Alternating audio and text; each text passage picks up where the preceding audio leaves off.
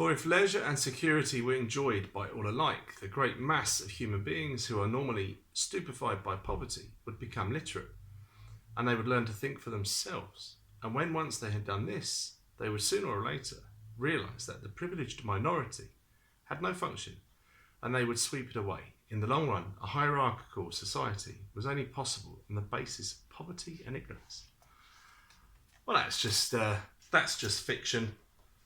Put that dystopian nightmare away, because thank God we live in just a normal world. And then you go outside, fucking hell. Anyway, so I thought I'd go out today, no mask. There's one in my bag, but I have no intention of ever wearing it. I've watched my colleagues gasping for air while struggling to wear them, and it's not good. It's really not good. I believe that anything that's designed to stop you getting oxygen into your body can only be a bad thing, whether that's by plan or what have you. I don't know. That's where I stop on sort of on conspiracies. I try to go to where the sort of the evidence points, I suppose. It's called Occam's razor, isn't it? And then when I have to then guess why, I suppose I just have to say it, but I think maybe they're evil bastards and they want to make the population sick because they get off on it because they're Satanists. But I've got no evidence of that. Anyway, so I wanted to get a charger, for the car. It goes in the old cigarette lighter thing. And rather than give George Bezos my money, I thought, no, let's go somewhere local. So I went into one shop, and the guy was there actually stocking up. He wasn't wearing a mask. He was putting some stuff away, and I walked in, and he saw me walk in. I thought, okay, we're all right.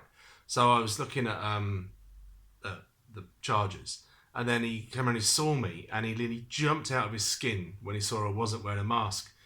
And he was panicking, and he said, you can't be in here with a mask. And he not literally, but he very, very quickly moved. He almost ran behind the door, behind this huge perspex screen that the guys had to put up, at great expense to him, I'm sure, to try to get his business to survive this enforced lockdown on his livelihood. And I never seen anyone look so stressed out about somebody with their face out. It used to be the way that you didn't go into banks or petrol stations, wearing a crash helmet, because I used to ride a motorbike, and I forgot sometimes and used to get really told off. Now the opposite is true. The world really is turned upside down at the moment, and sort of reading that book, which one is more fucked up? I think the book is more fucked up, but we'll see for how much longer. I also eventually I found there's another shop, and I've been to this guy a few times before. Like recently, I bought little electrical goods and stuff, and I stood on his doorstep because he had a sign saying you can't come in without a mask. I looked at him and said, mate, I can't wear a mask. I lied a little bit. I said I tried wearing one and I can't breathe. But genuinely speaking, I am a bit claustrophobic, so I think if I was wearing one, I'd freak out. And he said it's okay. Come in, just stand there. And and he did all he could, and I bought some stuff from him, and I think he was appreciative, and I hope his business survives. And I hope the other guy's business survives as well. Went to the supermarket to get a few things. I wasn't challenged on wearing a mask, or because I wasn't wearing a mask, and I was the only customer in there not wearing one, and I got some seriously filthy looks. I think it's difficult to tell with just the eyes, but I think I was getting some filthy looks, and. I'm not a combative person. I don't like confrontation. So I genuinely want to get on with people, and I don't want people to think I'm an arsehole, which is hard work because I am. But yeah, and I got challenged once by someone at the till. Said, "Well, you're not wearing a mask," and I was like, "I can't. I can't wear one." Anyway, so what else? I've made a couple of little notes, things to talk about. Yeah, so. This government, this could go on for a year, couldn't it? This shutdown, and with the masks, and it's the thought of it is horrific, but people need to get past the fear of being policed by each other. That old communist joke about the guys in hell and the devil's showing him round, and there's a big cauldron full of Englishmen, and at the top of this cauldron, as the Englishmen are trying to climb out, demons are there with pitchforks, stabbing them and throwing them back into the cauldron. And there's a bigger one with French in it, obviously. And then you get to one which was communist, and there's no demons on the top with pitchforks. He said, well, why are there no demons? He said, well, they just, if someone's trying to get out, the others just drag them back in.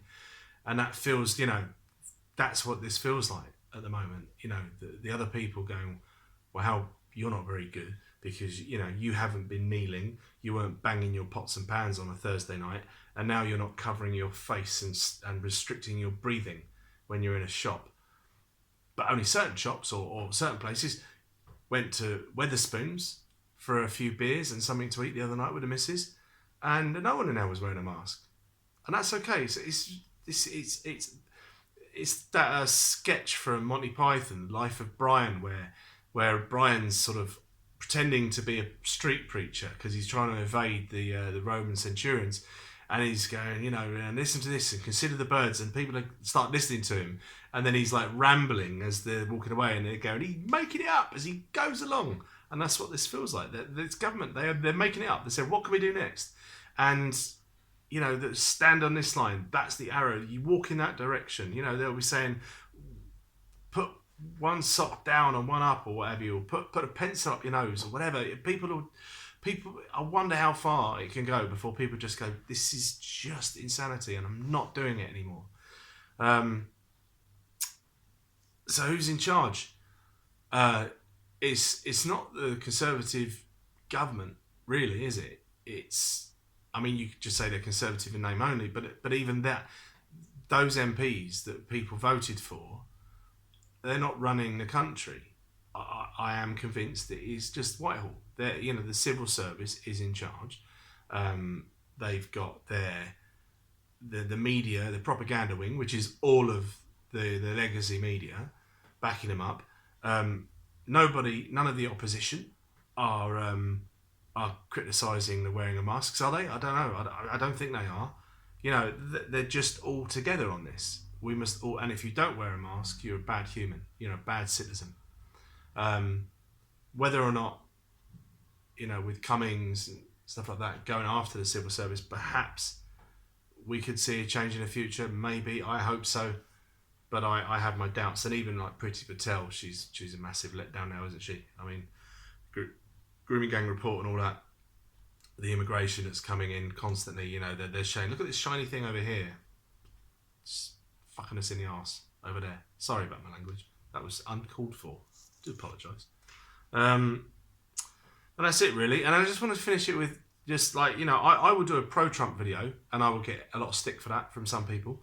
And then if I do a criticising Trump video, I'll get grief as well. So that's good. Not an echo chamber. I like it. This one, I'm going to criticise Trump. So unless I've got this completely out of context, I've seen the clip of him wishing Ghislaine Maxwell all the best. Don't really know her. Don't know much about it. No, not really. What's going on? I don't really know. That's not the Trump we know and love. That is someone that is scared of something. And I'm not saying that he's afraid of something that she's going to say about him, or maybe he is. I don't know. But that's not good. That's bad Trump, right?